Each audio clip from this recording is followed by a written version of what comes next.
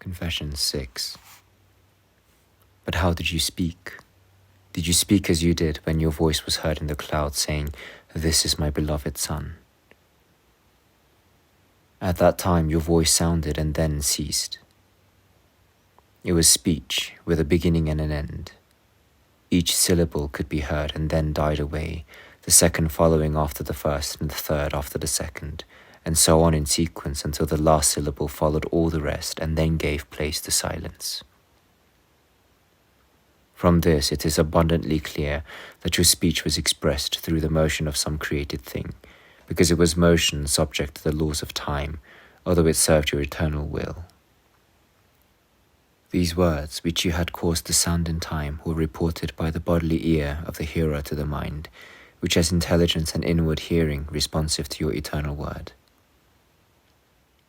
The mind compared these words, which it heard sounding in time, with your word, which is silent and eternal, and said, God's eternal word is far, far different from these words which sound in time. They are far beneath me. In fact, they are not at all, because they die away and are lost.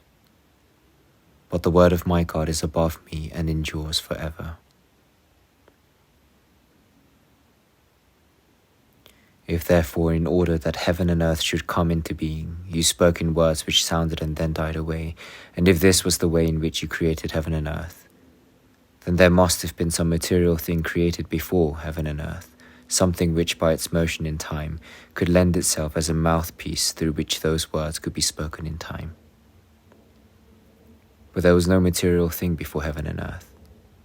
Or if there was, you must certainly have created it by an utterance outside time, so that you could use it as the mouthpiece for your decree, uttered in time, that heaven and earth should be made.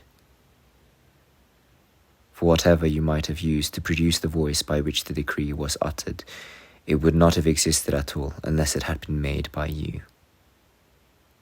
But to create a material thing which could be used to give voice to the decree, what word did you speak?